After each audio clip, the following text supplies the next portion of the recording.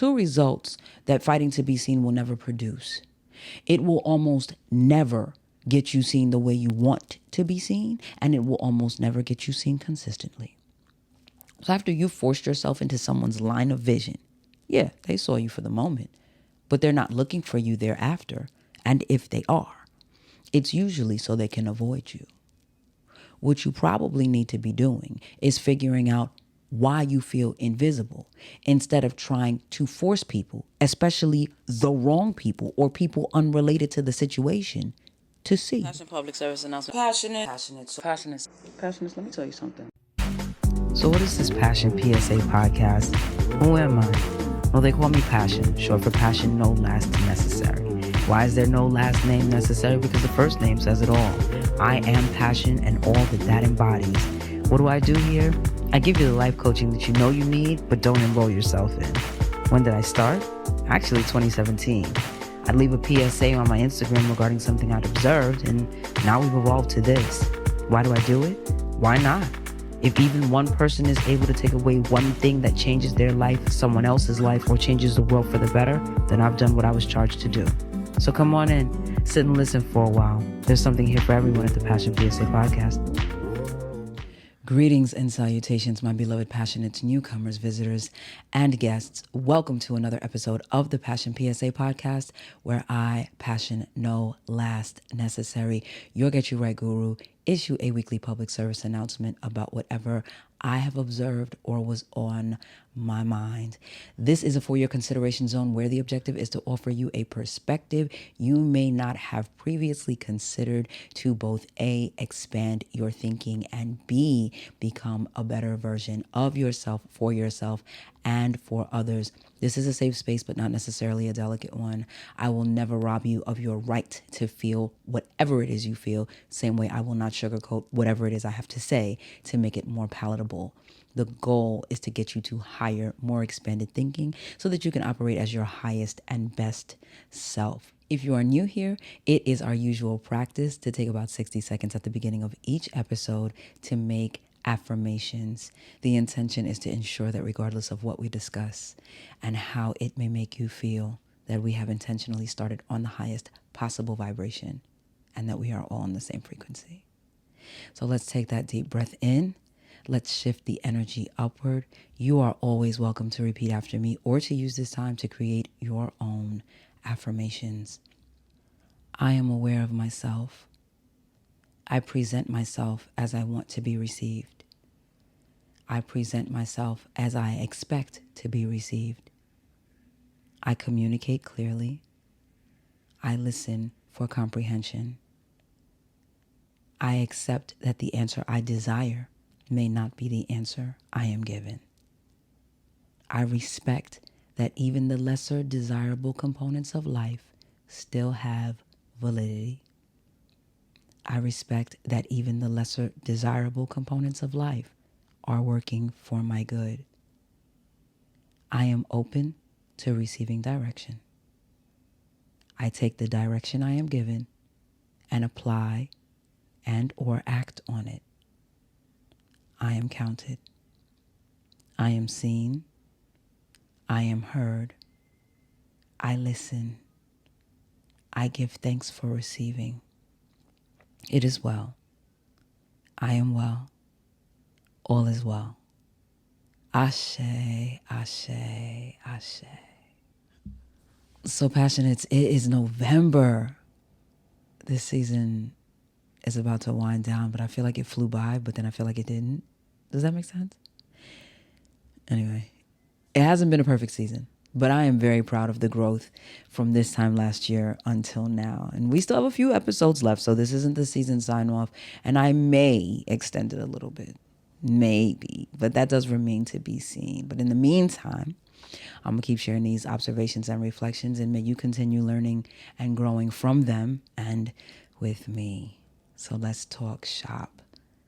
I think most of you know that I work someplace where I answer emergency calls. And while there are many times when I would love to blast people for some of the ridiculousness that they say, I do exercise as much self-control as is possible, not just because I don't want to get in trouble, but because if the shoe were on the other foot, I wouldn't want to be judged, right? So let me be the last to judge someone else. If you've ever worked in customer service, especially on the phone, first of all, divine favor be on your life, okay? Because people will not only take you to the edge of your patience and try to goad you into stepping out of your professionalism, but people who don't seem to be all the way there, they will actively try to drag you to crazy land with them. And how did Jennifer say it? And I am telling you, I'm not going. But in taking time to really think about why people behave the way they do, it occurred to me that there may be a significantly deeper psychological issue or episode that might be occurring. And while they may not have identified it, I have to be aware of it. And it is this. A lot of people don't feel seen or heard. And so they'll do any and everything to ensure that they are. This episode was prompted by a conversation that I was having with my sis. And we were talking about the people that call your phone back to back. If you called someone and they didn't answer, and you called them again as soon as the voicemail picked up, the assumption is that there is an emergency happening. I want to talk to you is not an emergency. Now, are there exceptions? Very few. We just won the lottery, so you need me to get home and pack so we can get missing? Yes. A close relative has to get emergency surgery and you need me to be aware, or you need me to get there to sign papers, to donate blood, or maybe even an organ? Yes. But let not that statement befall an unhearing ear. I said a close relative, right? Not some long lost relative that you don't know, that you never heard of or spoke to, and that you can't do anything for. Like, the awareness is appreciated and the prayers will most definitely go up, but it is not an emergency. And I know that that might sound insensitive, and that's okay. And it's okay because it's the truth. Don't harass people's phone to tell them that Wiggles, your 93-year-old uncle's one-legged blind dog, got hit by a car. Like, it's unfortunate, but that's not a reason to wake someone out of their sleep. That's not a reason to break someone's meditation. That's not a reason for someone to step out of their conference at work. Like, you get what I'm saying? And if you are vexed by what I'm saying, that too is okay. Just remember your affirmations and keep listening, because I'm talking right. So in any event, this was inspired by someone burning down my sis' phone, and the urgency was so that they could complain. The person was calling and they were insistent on getting through so they could talk about some other folks and what's wrong with those folks and how perturbed they were by those folks. So this person literally disrupted her peace to disrupt her peace.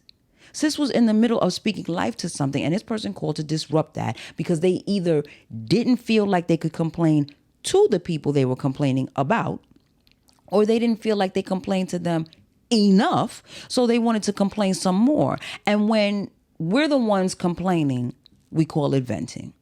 We just need a sounding board. We want someone to help us. We want them to help us dispel this energy. But often what we're really doing, albeit inadvertently, is we're causing and using them to absorb the energy. And then after we've gotten it out of us and drained them, we want to issue some ashy thank you, like that's going to restore the other person. It's selfish because most of us don't take the step to ask if the person we're calling to vent has the capacity to deal with what we're about to unload on them. That's what we talked about last week. And for those of you who are confused or you need a reminder, yes, reach out. Confirm whether they're available for you to unload or help you unpack your things. And then speak your piece. Don't suffer in silence, but don't bombard them either, even in text. I just sent one of my girlfriends 3 voice notes, right? The first one was the disclaimer advising that I was about to drop off some things. So if she wasn't in the space to receive it, leave the upcoming messages for when you have the bandwidth to take them on. Your friends will always be more receptive to you when you allow them the space to properly receive you. But enough about that. Okay, so we have the disruptors, but we also have the folks that they just genuinely love us and they're legit just excited to talk to us. So they keep calling because they just want to talk. And while that zeal and appreciation is noted and acknowledged with love, again, the person on the receiving end may not be in the space to talk.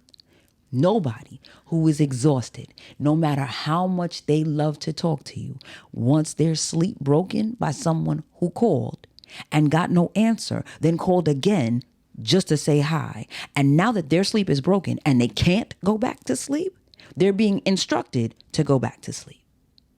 The appreciation for the call and the zeal can easily get lost in the frustration of sleeplessness. What's the point of all of this, and how does this lead back to the callers that I deal with at work? The deep-seated issue is that people want to be seen, they want to be heard, and they want to feel like their input counts. Often, they want to feel like their input counts way more than it does, but that's another episode altogether. But I realize this because we get some calls that when we advise them that their complaints or concerns will be addressed by the person coming to respond to them, they insist on keeping us on the phone, telling us things that we neither want to hear, nor does it benefit us or them to hear. You call my line because you have an issue that you need to be addressed by another department. I advise you of this. You then proceed to tell me what the issue is. I still don't work in that department. I tell you that I'll happily transfer your call. And you say, before you transfer me, let me just say this. But for why though? Because after you say it, I still won't work in that department. So none of what you've shared has gone anywhere. You still have no results. You still won't have results until you speak to someone in the correct department. And the complaints you have about that department don't get resolved by complaining to this department. But the invisibility that people sometimes feel and the disregard that people feel they're handled with makes them insistent on leaving a mark so they can feel heard, seen, respected, or valued. The same thing happens with calls that actually belong to my department. I tell them I'm sending someone to address their concerns, and when they get there, they will document whatever needs to be documented because that has to be done in person. So what do? They proceed to tell me all of the reasons why this is a problem and that's a problem, and then they get so lost in their story. They don't hear me calling out to them to say, while I can empathize with your situation, all of what you're telling me is information you need to give to the person I'm sending to you. The truth is, some people feel, and often it's a very unconscious act, like if they sensationalize the story, it will hasten your response. And it probably won't. Some people really want someone to say, oh my gosh, that is downright awful, and I'm going to send someone right now. But beloved, that's probably not going to happen either. The reality is, the number of employees available to assist or serve the community is very often commensurate with 1 drop of water to every gallon bottle. And guess who's the gallon? So even if someone says they're going to send someone right away, that is still relative, because you being advised of something now and you being able to do something about it now is not the same thing. And everyone feels their situation is urgent and a priority, but there's still an order of importance. Prime example, New York City has approximately 36,000 officers currently. And according to the Census Bureau, in 2021, New York City population was 8,467,513. Now, according to macrotrends.net, the 2022 population in New York City is 18,867,000. Now, I don't know who's lying, okay? Because 10 million is a crazy discrepancy. But either way, the math ain't mathin'. So somebody's going to be last on the list, and upsetting or not, that someone may be you. I saw it go. 2 results that fighting to be seen will never produce. It will almost never get you seen the way you want to be seen, and it will almost never get you seen consistently. So after you forced yourself into someone's line of vision, they saw you for the moment, but they're not looking for you thereafter. And if they are, It's usually so they can avoid you. What you probably need to be doing is figuring out why you feel invisible instead of trying to force people, especially the wrong people or people unrelated to the situation, to see you. You have to think beyond yourself. People stand in front of signs daily and don't see them. Why? Sometimes it's because they're preoccupied looking at something else. Sometimes it's because they're looking at it, but their minds are elsewhere. So they're not even processing what they're seeing in front of them. And often the case, they're looking past it intentionally because it's not what they're looking for. I was in a laundry room one day and a staff member posted a sign in the window to advise of the laundry room closing. The sign was in the door window. Think about that. The door window is not decorative. It's to advise you of two things. First, what's going on in the laundry room before you even enter. And second, to alert you if someone is immediately behind the door before you go trying to shove it open. The sign was completely obstructing the window because that's the one place one would think one would look before trying to open the door. Someone comes into the laundry room to start their laundry at 5 minutes after 3. The sign said the laundry room was supposed to be locked by 3. Now, for those of us who were already in there, we were aware that the laundry room was closing. We knew we were moving against the clock. And all of us had made a collective conscious decision. If they come to secure the laundry room, we're either going to grab our things and leave, or we're going to leave our stuff here and we'll come back for it tomorrow. Now, all too often, people decide, I know what the sign says, but they never come when they say, so I'm going to do what I feel like doing. And then they double back, upset, when that doesn't work in their favor. But in this particular instance, the gentleman was so focused on his intention, he opened the door and he was just looking for a machine so he could get started. I told him the laundry room was closing early. I told him why. And I told him, look, don't chance it because you're not going to be able to get your things after this area has been secured. So he asked me how I knew this. When I told him the sign was on the door, what did he say? He didn't see it.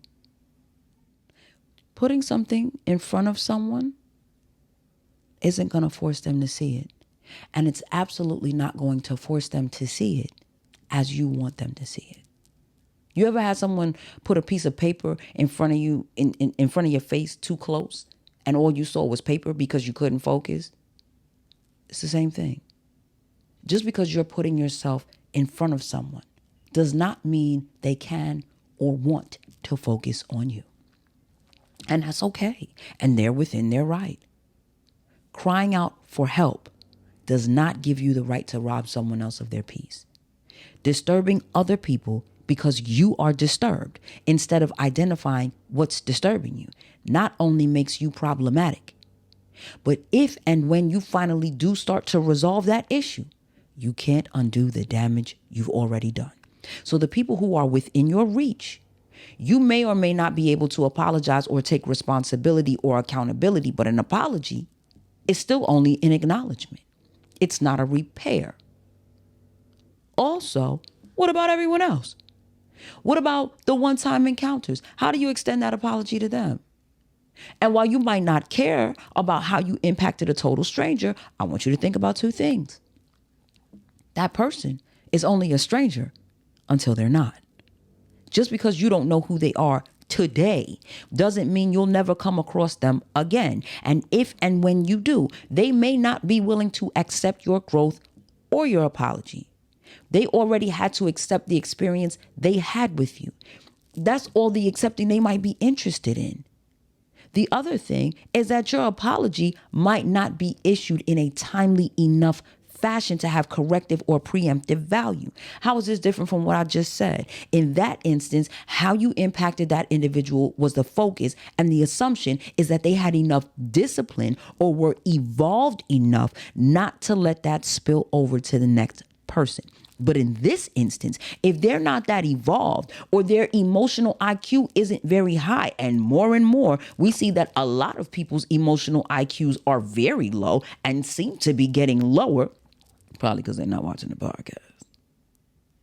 but their IQs are low, and now they're upset because of what transpired with you. If they act out with the next person and they do something extreme, or maybe not even that extreme, but damaging enough to derail their life in some way, what exactly do you think your little rinky-dink apology is going to do for them?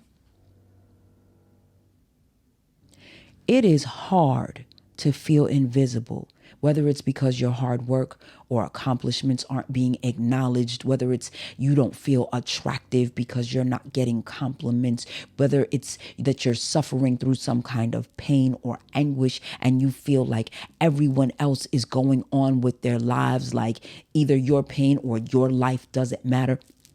Or even if it's because you have a complaint about something in your home that you feel isn't being prioritized or taken seriously. It is hard and it is hurtful, but trying to force yourself on others, trying to position yourself in front of others so they have to look at you, trying to wiggle your way into a conversation so you can feel like your input counts, doing any and everything to be seen, to be recognized, to be acknowledged. While it may make you feel less invisible, you won't actually be any less invisible. You can't make anybody care about you if they don't care about you or if they don't want to. You can't make anybody want to engage with you. Hear what I said. You can't make anybody want to engage with you. You can make them talk to you, sure. But just because they're answering a question doesn't mean they desire to continue the conversation. I want very much for you to feel seen.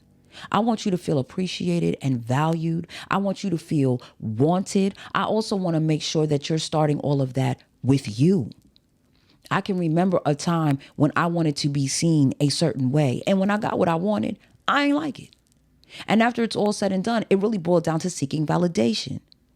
But you don't feel nearly as pressed to seek validation or to be seen when you validate yourself, when you accept you as you are, when you work on your threats and opportunities, and when you understand that peace and love start within. Get that part together. And whether someone thinks you're hard on the eyes or a sight for sore eyes, the glow that will radiate from you will be visible to most and blinding to the rest. Record scratch. Talking about passion. How does this apply to the callers at your job? You don't fight to be seen when you know they can't make you invisible. There's always a chain of command. You don't fight with the person answering the phone because you feel like you should be more important to them. You say what you need to say. You give them the space to do their job. If they don't do it, you speak to the person above them. Give them the space to provide adequate resolution. And if none is reached, speak to the person above them. Most of the time, people in these situations spend more time fighting to be seen by the people who don't need to see them because they can't affect change anyway. If you're going to do all that work, you might as well be doing it with someone who can produce you some results. So that's it, beloveds. Comments, questions, concerns, commendations, compliments, and criticism, they are all welcome. Drop them below. Listener letters can be sent to mybrilliantfriendpassion@gmail.com. Whether you are viewing or listening on your preferred podcast platform, like, subscribe, turn on notifications, share. Please share and share some more. Help me, help others, help themselves. If you would like to be a financial contributor, donations can be made via Podbean, PayPal, Cash App, Linktree, or Zelle. All the links are in the description box. Every little bit helps. It all goes back to the pod. And with that, your Get You Right Guru is signing off. Y'all go forth. Be great. Be filled with bliss. Be armed and empowered with knowledge.